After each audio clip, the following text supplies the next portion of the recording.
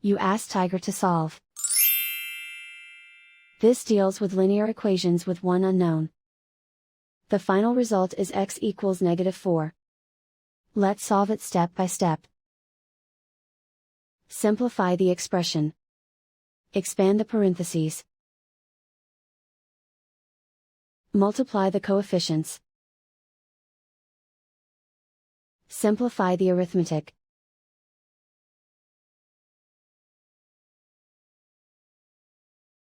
Group all x terms on the left side of the equation. Subtract 11x from both sides. Group like terms. Simplify the arithmetic. Group like terms. Simplify the arithmetic.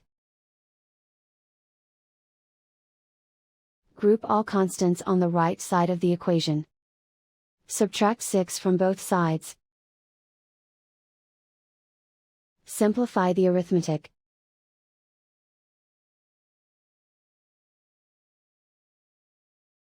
And so the final result is x equals -4.